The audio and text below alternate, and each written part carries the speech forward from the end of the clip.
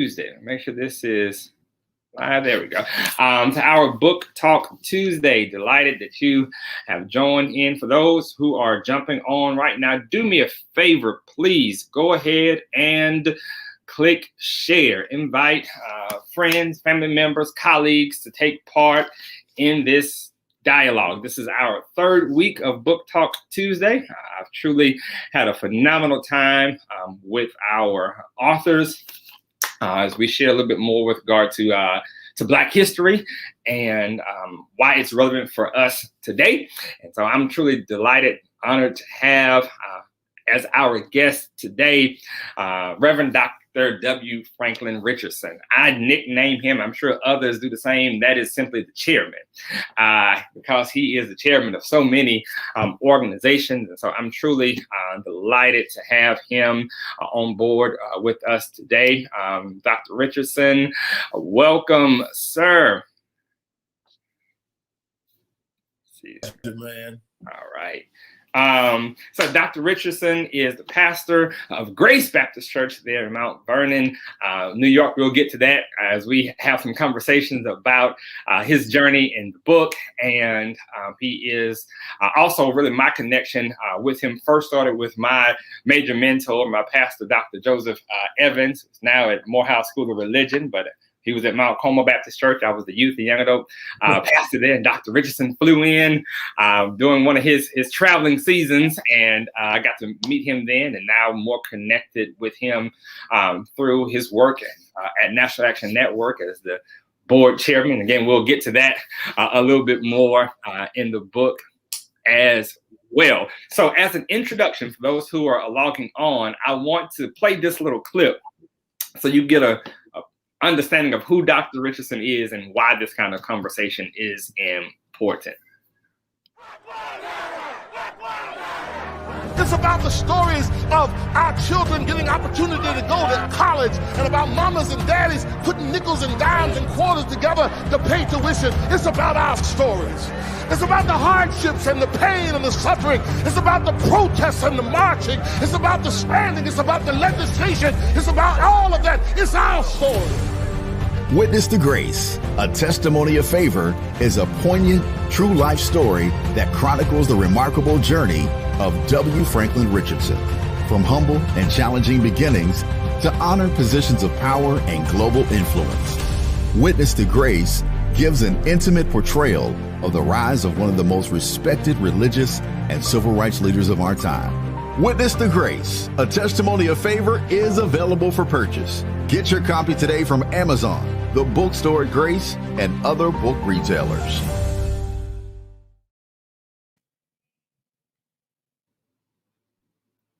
All right, that's Dr. W. Franklyn Richardson, author of Witness to Grace. Again, I'm truly delighted to have him take part in this conversation as we continue our Book Talk Tuesday.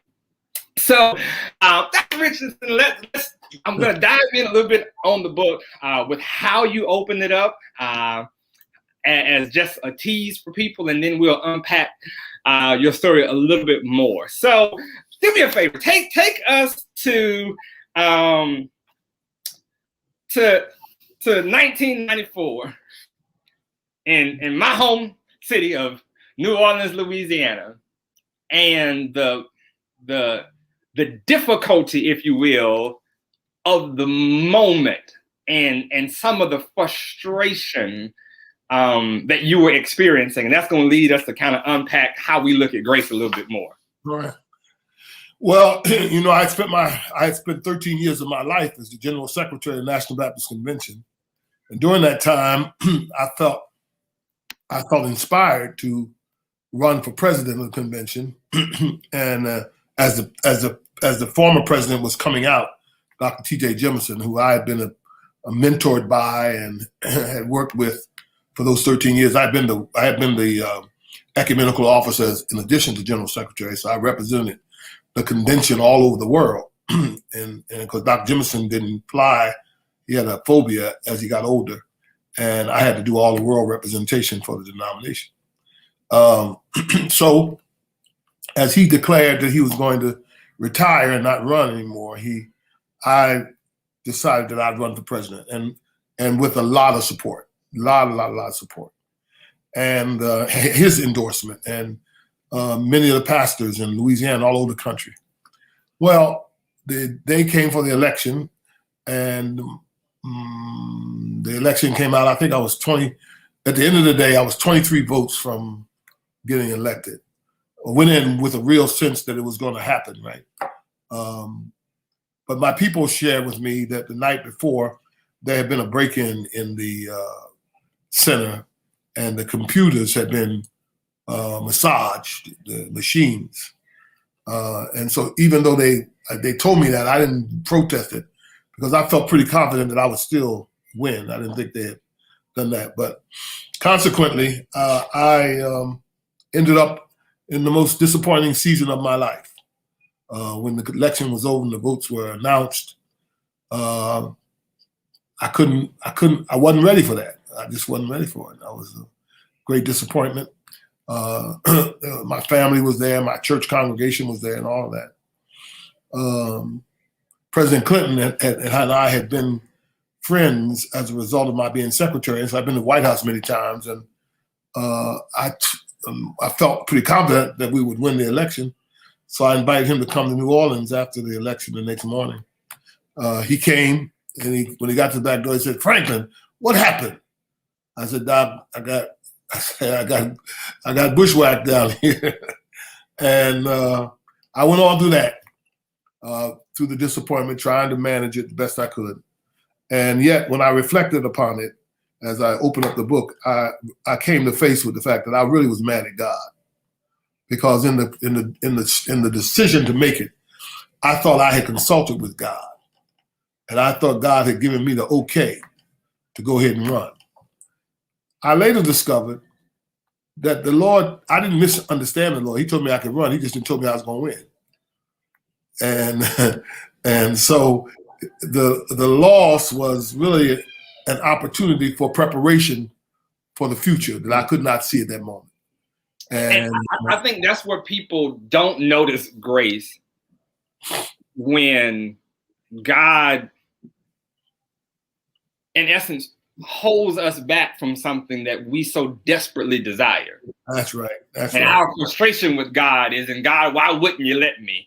That's and right. We can't see. It does not yet appear what he has. Not only that, my biggest beef with God was, I asked you, should I run? I asked you, and you told me, you gave me consent to run. And I was stuck there for a place until I realized he never told me he never told you you would win. That's something that we often struggle, because we often think if God says yes, it's going to work out how we thought it was going to work out. It's going to be successful. Yeah. It's going to meet our expectations. Jesus. That's the introduction. Because I think for me, at least as a preacher, it's a heavy experience to know that you sacrificed so much for an organization, to know that you got the support that you needed, right, and you called the president to come because it looked like this was supposed to be right for you, and the humiliation that kind of goes with that. I think that's one where people often miss the hand of God active at work in our lives, and you clearly express that in the opening of the book. So that's helpful for someone who went to start the business, and had it not necessarily go the way they had hoped for it to go. So somebody whose marriage didn't necessarily go the way they had hoped for it to go. And these are moments where we are frustrated with God, and your transparency as a pastor and a preacher in saying, yes, I shared the same kind of frustration, and we don't have to hide that frustration from God. God is big enough to deal with it. Yes, sir. So now let's unpack a little bit of your narrative, which I think is amazing. So went to school in Philly. Yep. And you are like your senior year, you're working at the hospital, and Right. you get encouraged. If you go to med school, we're gonna help you offset the price, all that kind of stuff. And you see yourself as a medical doctor. Right. And you have a conversation with your counselor about this. How does that go? Mr. Dribbin, I'll never forget his name, said to me, you know, you're not college material. And I think you need to go find another vocation or something because you're not college material. I remember reading about Ray Charles and the same kind of thing being told to him when he told his teacher that he wanted to be a recording star or what have you. And the teacher said to him, you ought to do something with your hands. And for a black child, right, to hear that it's sets you back, Doc. It sets you back. And so I went on. I didn't believe him. I didn't accept what he said, and I went on to graduated, and then I went into West Philadelphia Community College, and I flunked out the first semester, and I couldn't figure that out. And the only reference I had was what he said to me, that I wasn't college material. That was just all in my mind, you know. Okay. And he, in other words, my experience had validated what he said, and I didn't understand it because I was still doing the same thing that I had been doing for 12 years in school, right? Yes, sir. But what I discovered was that I was getting socially promoted. I didn't get any skills. I didn't get any qualifications. I got the diploma because I was good and attended class. Didn't cause no trouble. Yes, sir. When I got to Virginia Union through my pastor, all that also altered me from this call to, or this desire to become a doctor and go back to the ground of my spirituality and own my call to ministry. Yes, sir. So I went to my pastor. He said, well, you ought to go try Virginia Union. I went to Virginia Union. They accepted me on a conditional matriculation. They discovered that I had reading impairments and that I could articulate the words, but I could not comprehend what I was reading. And they put me in a remediation for a year. And they said, if you get through this, we'll let you stay. And I finished and got through it. I was able to stay.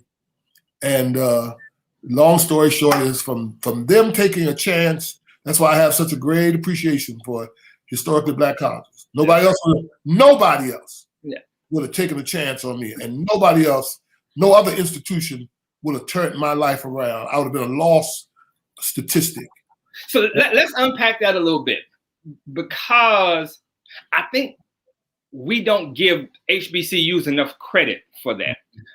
Part of it was the institutions that shaped you up until that time knew what they were doing. They were preparing you, but they were not preparing you for an academic career. They were preparing you to be menial wage kind of work, right? The HBCU took this fragile African-American male who had been shaped a certain way and whom society had basically said isn't worth anything, and saw more in you. Right. I think that speaks volumes to not just us as black folk not throwing our own away. You see, not only did the decision to let me stay, but the exposure to this institution. Yes, sir. I had gone through school for 12 years, never had a black teacher. I never had a black principal. I never saw a black lawyer or met a black doctor. Yes, sir. When I got to Virginia Union, here was the black middle class to which I did not belong. There was black people running everything. And there was this sense of black affirmation in the air that wasn't even articulated. It was just a presumption of the environment. And that was transformative. Yes, sir. Because you cannot be what you cannot see. You got to live you got to be free to be you. That's in right. An environment that affirmed you and your blackness. You didn't have to apologize for how you were born. Nope. You also, even on the HBCU note, you deal with this idea of, even in writing your book, we have to tell our story. Because we have a school system that's shaped by Western ideologies or what have you, that does not necessarily affirm the truths of African Americans or those of African descent. Unpack that a little bit about why we must tell our story and how you are exemplifying that even in this book. Well, because the systems of education in America in that period and continuing into this, not only did they not affirm you, they didn't mention you. The history didn't mention you, even until this day. I have a granddaughter who lives with us while she's in school. She's in the 10th grade in a highly prestigious school district. Mm-hmm. She wrote this week to her the principal, superintendent and the principal, that she had been there for 3 years and there had never been an acknowledgement of Black History Month. They acknowledged white Holocaust, they wrote all kind of white stuff. And she did a wonderful letter. Said, I felt diminished. I felt I didn't matter or that I was invisible. That you could have me in this school for 4 years and never mention Black History Month or never have Blacks in the curriculum. So this is not no yesterday problem. This is a problem today. And that is the assault that the educational system puts on Black people and Black children when they come in. And it's systematic. It ain't no one white person you get mad at about it. It's a whole system that has been designed to keep us where we are.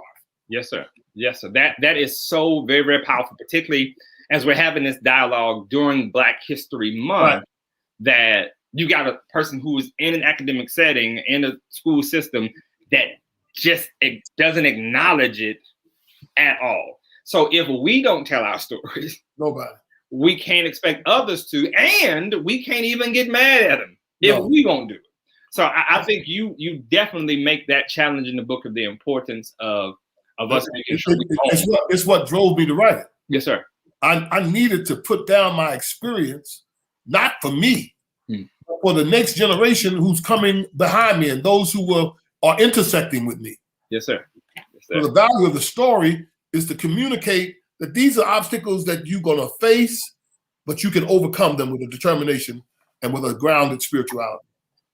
So now I want us to begin to unpack a little bit more what I definitely see the witness to grace active in your story here. So as we begin to unpack how grace shows up for you, help folk understand your expanded definition of grace. I watched several of your other book interviews, and you do something a little different with you expand our perspective of grace. Say more about that. Well, grace is, initially grace is a notion of a narrow salvific function, one that we talk about God's unmerited favor upon you. But I want to expand the idea of the narrow view of grace that is only functioning in a salvific function, theologically driven. Mm-hmm. But in fact, grace is the capacity to see the presence of God in the creation, whether you got religion or not. All around you is announcing stuff you didn't own and didn't purchase. Somebody gave us the sun and the moon and the stars and the beach and your mama and the agriculture. Samuel Scott, I quote in the book, he talks about agricultural grace and astronomical grace. Yes, sir. And you know what I'm saying? And so these manifestations of God, you ain't even got to be a Christian to see the function of the Creator in supplying that we need. Yes, sir. So for me, grace is the big picture. So let me say how that helped me, and I think it'll help so many. The reason I started with how you began the book, with you being there in the Superdome and experiencing that kind of humiliation, is that we often fail to look at our own narrative to see the hand of God. I think one of you talked about you can look forward with faith, but you have to look back. That's right. With grace. That's right. And rarely do we pause long enough to do that. As preachers, we can often compare our stories to somebody else's story. Oh, Doc got that one, and so got this opportunity. And we can totally miss. I remember I was having a conversation with somebody, and I was trying to say, man, Dr. Richardson had all kind of favor, this, that, and the other. I don't think I had it like that. And I had to pause before I finished that sentence. And God just began to show me. Yeah. The story wasn't his story, but he has been orchestrating so many things. I think sometimes we've got to pause long enough to celebrate the moments of grace in our own lives. For sure. And you highlight that because you don't just talk about your successes as most writers would do. You show both and how God was active. So this idea of how grace shows up in your life. You're 19 years old. You're a student at Virginia Union. You get out the going to be enlisted because you're a budding preacher, and that's what for you.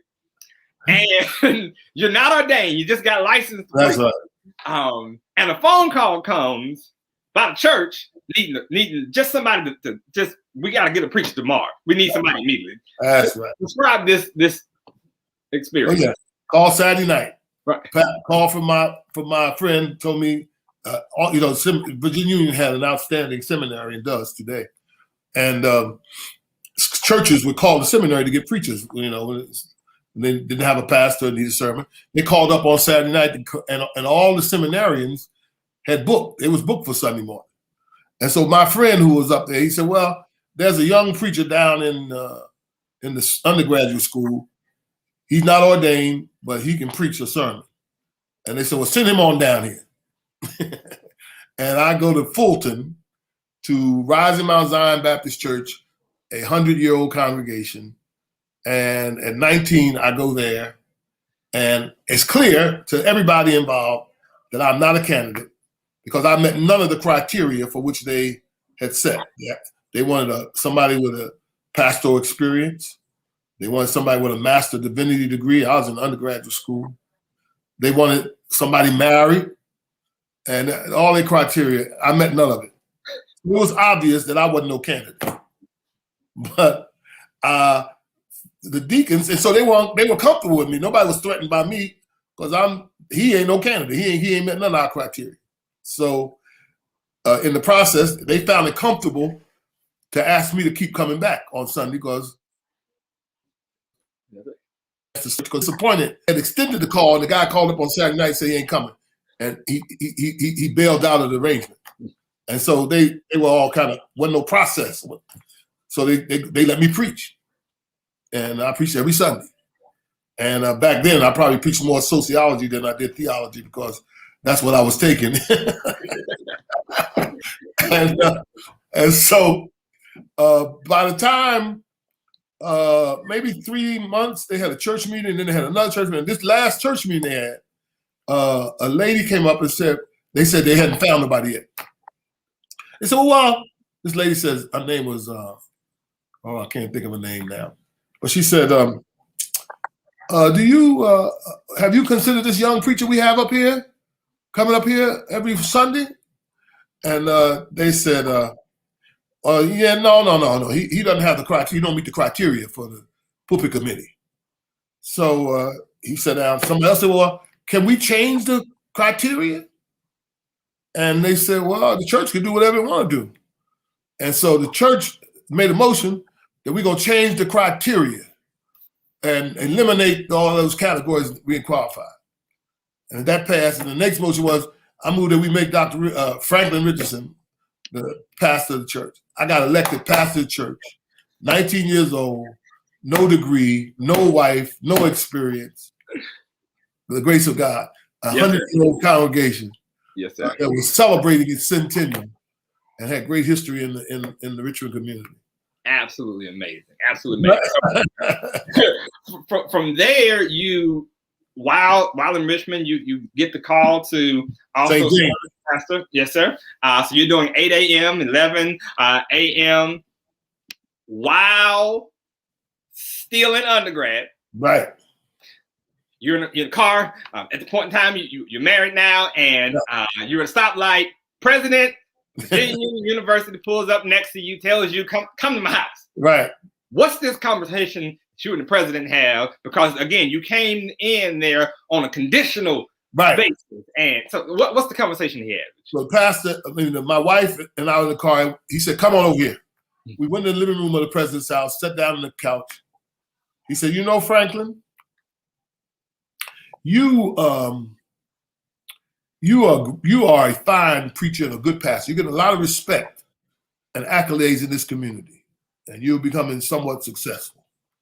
He said, but I need to tell you that if you don't go back and get your degree, you're going to always be apologizing for not having it.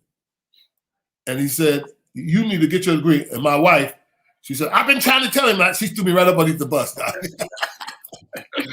And so I said, okay, I'm gonna do it. And so I then went back to school, got called to Grace in New York. Well, but before, so now this opportunity at Grace. So you're at Hampton Ministers Conference. Someone makes mention of it to you, and you go there. What's the scenario there? Did you meet their criteria? Benjamin Robinson. Yes, sir. Yeah.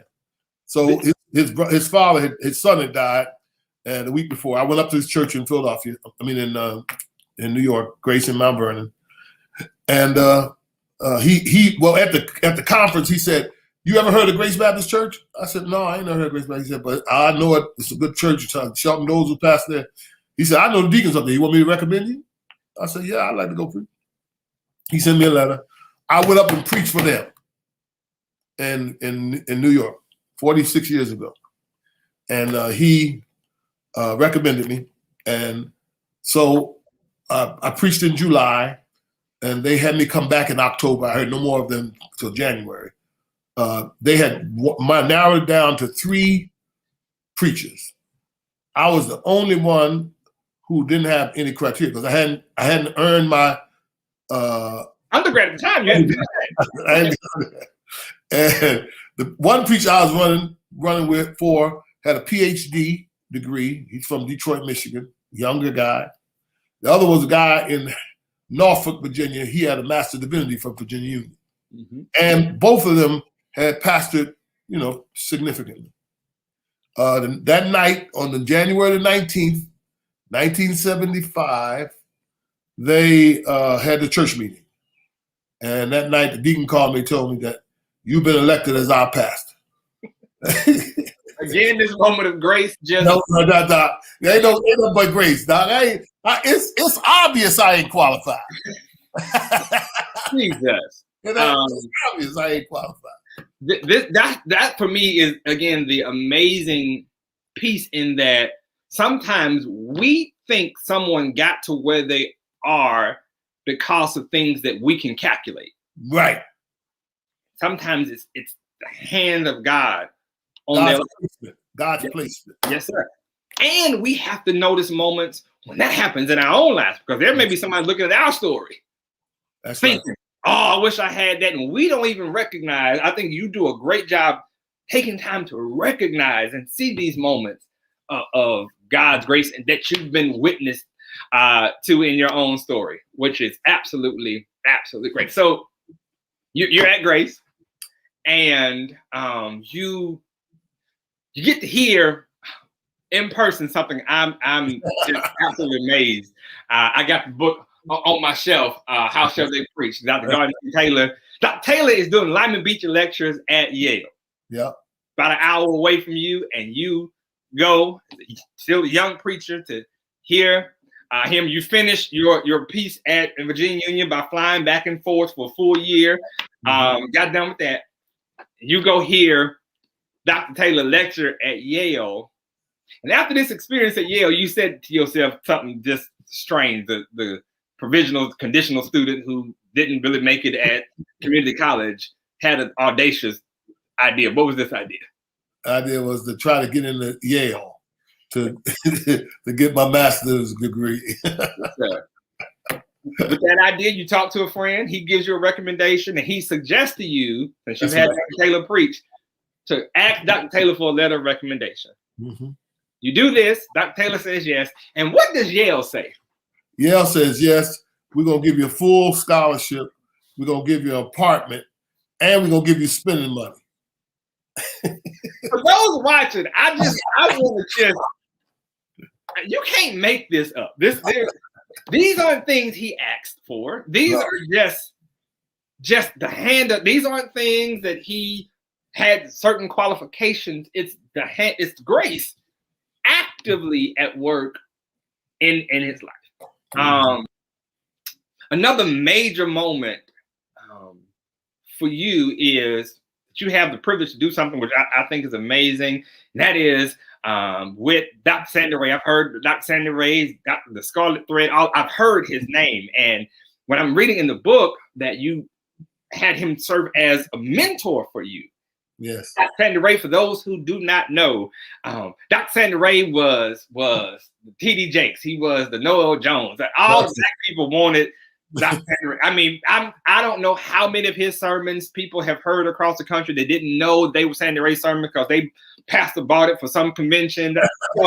So this is who he is. He was that major of a pastor figure. Right. He's serving as your mentor.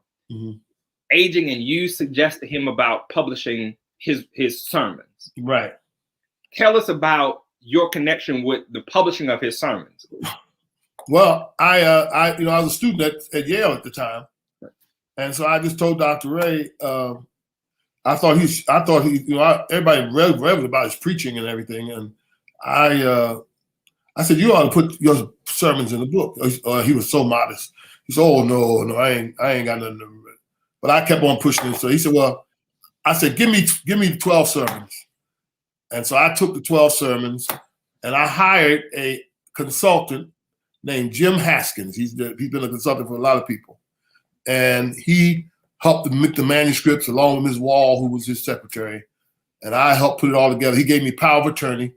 I went to Broadman Press and negotiated the terms of his book, bought back the galley proofs after they had finished them, showed him the galley proofs. He approved of it. And a week after he got the galley proofs, he died. Never saw the book completed, but died. At his two things that stand out in that moment. One is when he died, and naturally I left my home in town and went over to Brooklyn and was with Mrs. Ray. Mrs. Ray had kind of adopted me because her son and I were in high school together. She's the third wife. So he when he died, she had me come over. And so the next day I went back and they were making funeral arrangements. And she said, Franklyn, I'm going to put you on the program to do the minister's tribute. Gardner Tell is going to preach the eulogy, but you'll have about 15 minutes to do the minister's tribute. I said, oh, Ms. Ray, Dr. Ray was so big. I said, you know how many preachers across the country will want to do this, and I'm just a startup, and you want me to do the ministry? She said, and look, she had no patience with me. She said, Franklyn, do you know the importance of a moment? I underlined that. Do you not know the importance of a moment? She didn't apologize. She made it clear. She said she wanted to make it clear to me, I know what I'm doing. Yes, sir. I'm giving you exposure. For having been faithful. Even in that. Yeah, having been faithful to my husband. Yes, sir. I'm giving you exposure. Yes, sir. That's amazing. The gardener came over to the house that night, and I said, Dr. Tell, I tried to tell Ms. Ray, I'm not, how the great Dr. Ray was. I shouldn't be doing the minister's tribute. The gardener said to me, Franklyn, you do what she tells you. And so I went and did it. And fortunately, I'm the only one who had seen the proof of his book. Nobody knew what was going to be in the book. Yes, sir. So when my moment came, I got up and quoted from his book and started talking about I remember saying that one of the great things Dr. Ray said, testimonies are more important than titles. That's oh my. That's good. But in this moment of your saying this, it's clear that this is heavy for you. Yes. Someone picks up on that grief and has a conversation with you. That's amazing. So when I finished saying what I had to say, I'll never forget, I remember Gardner saying, because the Lord gave me a moment. It was pregnant with spirit. And when I finished, Gardner hollered out, "Franklyn, Franklyn." And then that's all he needed to say. I mean, that's like the endorsement from heaven. Yes, sir. So I go down off the pulpit at the end of the service. I go down. T.J. Jemison, who was the general secretary of the National Baptist Convention at the time, represented the convention at the funeral because there's continuing tension between Dr. Jackson and Dr. Ray. When you say that, for those who do not know, National Baptist Convention, the largest Black organization in the country. Right. This is T.J. Jemison, the chief operating officer, really. That's right. That's right. And so he came to represent. Mm-hmm. When the service, it was from Baton Rouge, pastor First Baptist, Mount Zion First Baptist Church. When he came, when I was coming off the pulpit, he came over and shook my hand. He said, "Richardson, you lost your mentor today." I said, "Yes, sir." He said, "I'm gonna pick you up." He said, I'm gonna take you over today. I'm gonna fill that spot. That and let's see, 4 years later, 79 and 82. 4 years later, when he was elected president of the National Baptist Convention, yes, sir. He came down out of his room that night after the election, going to breakfast. He stopped to my wife and said, not to me. Well, wait. Even before you get there, people need to understand that to get to this moment, because you're fighting against a major system, and yes, that is J.H. Jackson. For those who don't know, that's the Black Pope. J.H. Jackson, Time Magazine called him the Black Pope. That's right. So J.H. Jackson was a powerhouse from National Baptist Convention. Yeah. And to challenge him was to challenge the full authority of the Pope. Oh, my God. And so you help Dr. Jemison in his campaign pull young preachers together. And he's the guy who said to you 4 years before, "I'm going to pick you up." Yep, that's right. And he wins. Yep.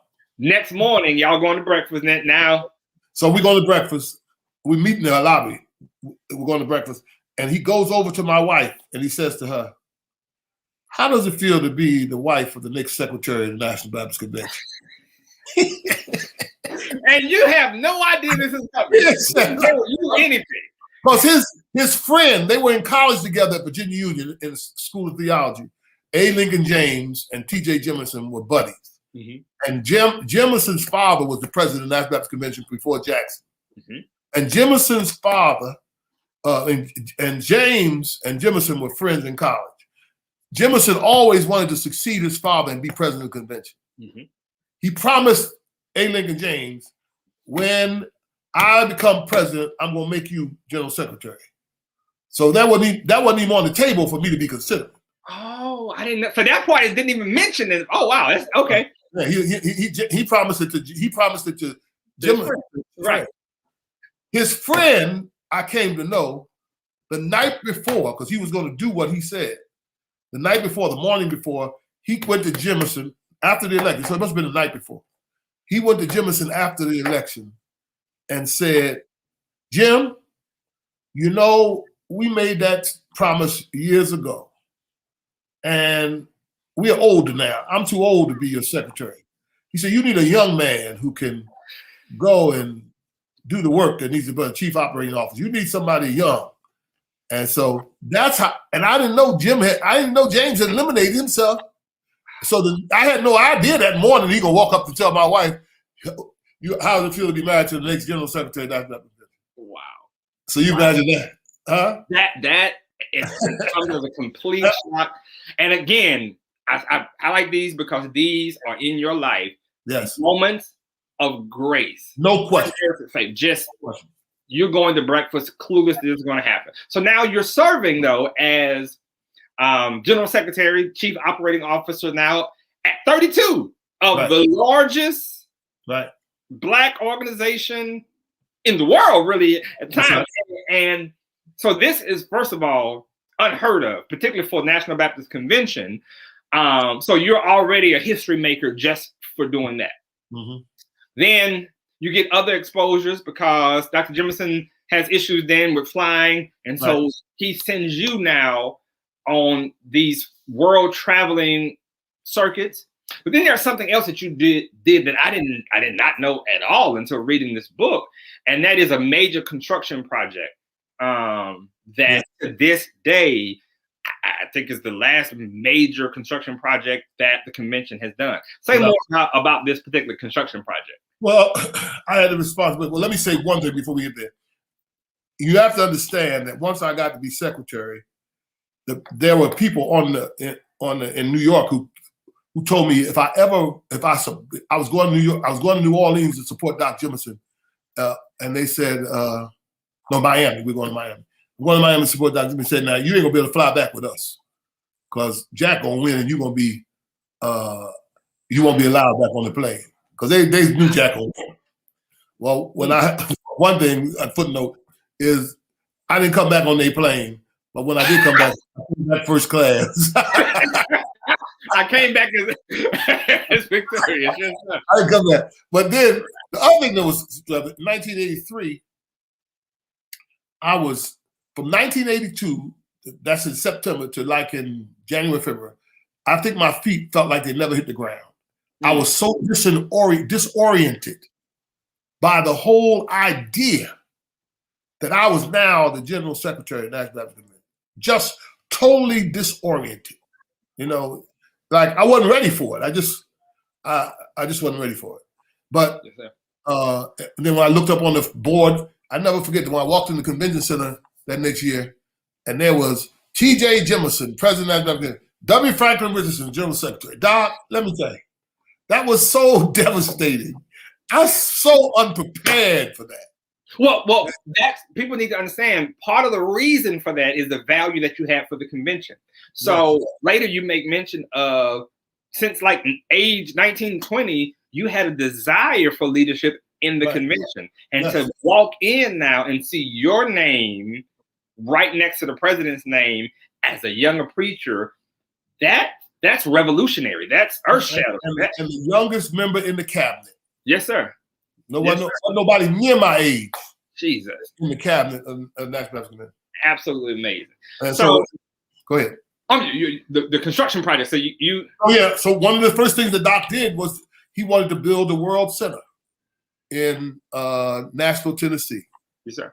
And I helped him. I'll give Michael Williams credit for it. He helped come up with the idea of the concept of a World Center. Doc talked about a headquarters, but we wanted to move it more than just a headquarters. Yes, sir. My view was that it was going to be a center of Black worship and church reality, and we're going to intersect with countries. It was fueled by my exposure to the World Council of Churches and so forth. Yes, and so I had great ideas of how we were going to use it. I was going to get the Fisk University to loan to us the art that they had in storage that nobody was looking at. I was going to build with Black art. So anyway, he assigned me and Miss Atkins the responsibility of oversight and constructing the building. Yes, sir. And that was the building we built. It's a wonderful building even now. Yes, sir. It never reached its purpose. It never fulfilled the purpose because when I was not elected, there was nobody who had a plan for how to use it. Yes, you know, I had a vision for how to turn the World Center into a serious World Center of Black religion, right? Yes, sir. But so that never happened, and it got used for class housing for ABT school in Tennessee. Got one point, it got rented to a church to use on Sunday mornings. It was just a misuse of a great tool. Yes, sir. And we've had this conversation before. You and my colleague Laurent St. Grogan, we was talking about that convention piece and the importance of leadership. So for sake of time, I'm gonna kind of cut across the field to hit a few pieces. So you get to the point of your running. So we kind of opened with that. That did not work the way you wanted it to. Right. And one of your major mentors, which you shared with us, the struggle of hearing Manuel Scott not support you, right? Which in and of itself was amazing, and you couldn't see what he saw. That's right. So say a little bit about just the conversations you had particularly in not being successful in your run? Yeah.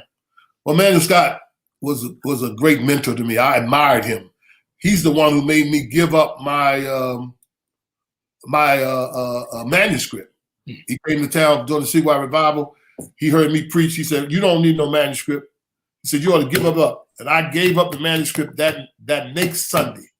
I never picked it up after that.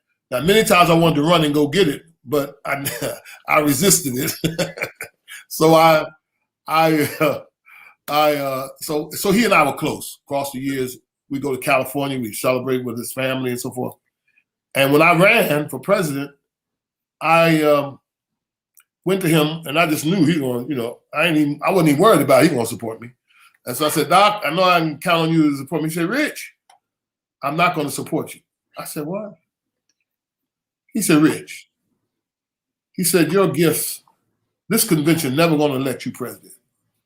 Your gifts are too far ahead of this convention, and they'll never embrace your ideas. And God's got something greater for you to do than this convention." Now, given my orientation, now I couldn't imagine nothing greater than the convention. That's how in my mind, that's what I grew up under, that kind of. And you served 15 years at that time as General Secretary. That's right. So I left there. I can't tell you what I must have said to myself. That's some bull. Right. Absolutely. So you have that experience with your major mentor, and the night of that tragic loss, Taylor calls you. Yeah, Gardner Taylor calls on the phone. My wife says, "Rich, Dr. Taylor's on the phone." I said, "Okay." And Dr. Taylor, he said, "Hello, Franklyn?" I said, "Yes, Doc." He said, "I know you're having a difficult time tonight, but I want you to know that there is life after the National Baptist Convention. Tonight you join the great club of those who have been rejected by the convention." He said, "I am one, and Martin Luther King Jr. is one. And I want you to know that you don't need to be worried. The future can be bright. Good night." Good night, my son. Right. Oh my gosh. Absolutely. Absolutely. So again, that takes some. So you imagine without this book, that phrase, that moment would be lost to history. Yes, sir. And for me, I can even hear it in Gardner C. Taylor's voice. Yes, like yes. those of us who are preachers, yes, we connect with that and so there's so much history, even with Dr. Gardner C. Taylor, Martin Luther King Jr., and the Stampede. There's a lot that goes into that. So when he says you join the ranks of those who've been rejected by the convention, these were not small ranks. In other words, he's saying, welcome up. Yeah, that's right. Exactly. That's hard to hear when it's down. So that's a major piece. But both your mentor, Dr. Scott, and Gardner C. Taylor were very, very prophetic, really, in the very real sense, in what they were saying. Because in the last few minutes, you are now serving as chair of all of these denominations, Black denominations, and Dr. John Bryant said something to you with regard to that loss and kind of where you sit now as a chairman. What was that? He said, "Rich, he was the senior of the AME Church when he said the chair of the Bishop Council over here." Yeah, no, he was actually the senior bishop. Okay, gotcha. He wasn't just a bishop council; he was senior bishop. And he said to me, "Rich, that convention rejected you, but look, God had something for you." He said, "You are now head of all of us." That's what John Bryant said to me. Yes, sir. And I never hit me. When he said it, it hit me that that's true. Yes, sir. And it is more true today than ever. Today, this week, I received a check for $1,600,000 of a $7.5 million grant to the Conference of National Black Churches to educate 3,000 pastors about about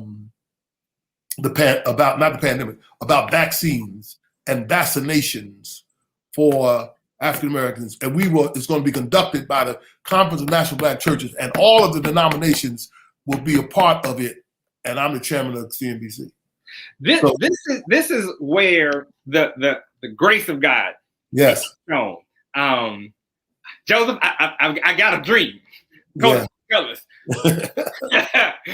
But And Joseph, your brothers, right? Your brothers want to destroy you, Doc. Right.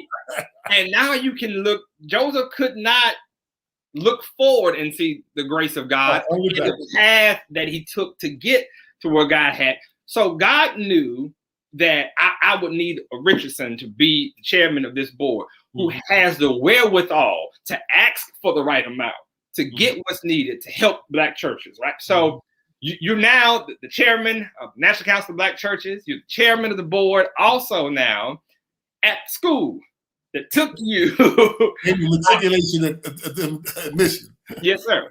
So now you sign all the degrees at Virginia Union, and my connection with you is from another mentor of yours, Dr. Y.T. Walker. Now introduced you to National Action Network. You serve on the board of National Action Network. Now, before that, you served on the board of NAACP. These are boards we know of. Now, you've also served on corporate boards. Yeah. I want to help you help church members and preachers a little bit with this.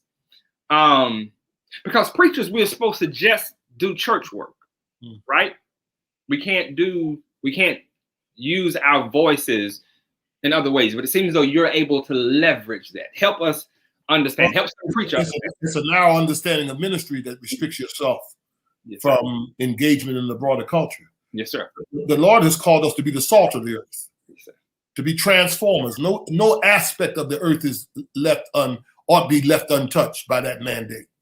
So whether it's in a corporate boardroom or in a board of a church or in the pulpit, on the street corner, or in the civil rights protests, or in a march, or on the Capitol, wherever it is, you have the authority to go because the Lord has sent you to be the salt, the preservative in the culture. Sure. And so there's not a day that I spent on Pepsi-Cola's board or on Comcast board that I was ever in the room as simply a corporate board member. I was always in the room as representing Black people as a pastor. And sometimes I had to preach in the boardroom to get my point across. Yes, sir. So I think every preacher must approach his ministry or her ministry with a broad sense, and don't put restrictions on you. Don't limit yourself, because the Lord hadn't put what He's put in you to simply be narrow in your focus, yes, sir, and singular in your impact. Yes, sir. That's a powerful piece. This is one thing that had definitely, I guess, intrigued me about your ministry. I don't think I've ever even shared this with you. While I was in the Air Force, I was deployed to Africa. Dr. Evans offered me a position at Mount Carmel, and I was trying to prepare my mind for Mount Carmel kind of ministry. And the only thing I could really find while I was deployed in Africa, staying in a tent, was grace. Mm-hmm. And I would often listen online to grace. So it's those kind of pieces where God has shown grace, I think, in your life. Definitely helped me see it in my own life.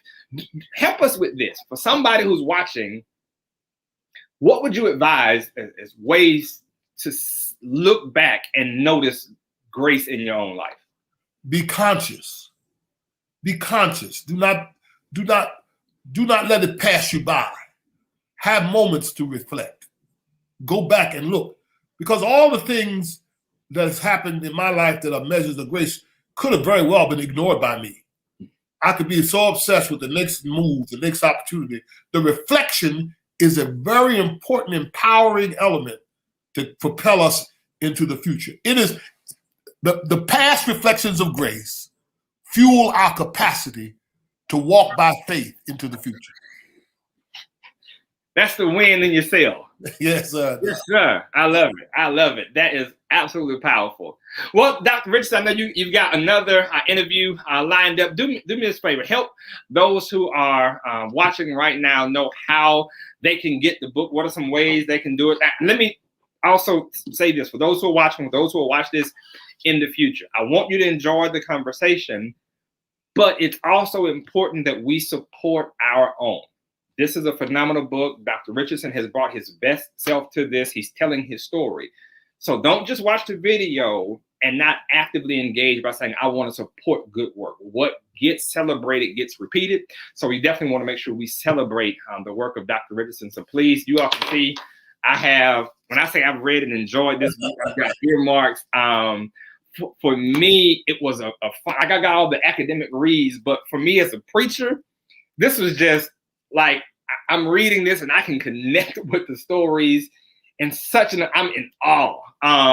And he's so transparent in what he's sharing. So I would highly encourage some seminarian, some young preacher who is trying to figure out kind of what your ministry journey might be, definitely pick this up. Some pastor who is frustrated with your church, please, this may be something that will be helpful for you indeed. So Dr. Richardson, what are some of the avenues for people to get their hands on this book? Well, let me say to you that they can go to witnesstograce.org. There's a powerful website there that describes all the elements of the book. It lists the places where you can purchase the book is Amazon, Barnes and Noble. More importantly, I encourage everybody, you can buy this book at Mahogany here in DC. Mm-hmm. It's a great black bookstore. It'll have our book. As starting on Sunday, this Sunday, the book will be reduced to $20 a book as what we call building. I can't think of the comments. It's on the website. But the whole idea is building power week. Yes, and so I've tried to make the book. I got a black publisher. This book was done by a black publisher. They're stepping into space where black people are not. Yes, sir. I've identified several black bookstores, including Mahogany and McDougal in Atlanta, that you can go and buy the book. As I said, online at Amazon, online at Barnes and Noble, all of them will be selling the book for $20 as of Sunday through the 27th. That's the week that we mark. And so I want to encourage you to buy it. You could buy them today, but it'll cost you $27. So you might as well save starting on Sunday. But I want you to go there. We're trying to make some achievements in the book, not just the selling of the book, but we're trying to make achievements to empower the community. Matter of fact, all the books that we sold during Cyber Monday, 10% of the revenue went to United Negro College Fund. So it's a real project to lift our community. And so I appreciate you, Dr. Ball, for having me here today and sharing with me. And I'm inspired by your reading of the book and your interpretation. Absolutely. I knew once we talked during the March on Washington, the night before that, we had a conversation. I said, I know I've got to definitely read this book and then figure out a way to make sure it got exposure to others. So, and part of the thing is talk to the publisher. You all are definitely, we want to get him on that New York Times bestsellers list. So your purchase helps fuel that. Here's why this is important. Those who get that kind of exposure have the capacity to speak for us. Those have the kind of exposure also lifts this Black publisher. So during Black History Month, we are really lifting our own in your support of this work. So I definitely would encourage those who are watching now, go ahead, purchase it right now because it's going for a good cause. And for those who are watching in the future, definitely throughout this next week, purchase it, buy it for friends, buy it for family members, for those who who are young preachers, for those who are pastors, purchase the book for them. It's a phenomenal gift. They will thank you for it indeed. All right. Well, again, thank you so very, very much, Dr. Richardson. This has been a fun dialogue. I definitely enjoyed the book, learned a lot about you, about your story, and it challenged me to reflect on my own story of how God has shown grace in my life. This conversation has been grace. I'm thankful. Thank you, Dr. Ball. You be blessed, man. Likewise. Look to see you soon. We're going to get this pandemic over. We're going to be all right. Yes, sir. Yes, sir. Bless you. All right. Bless you.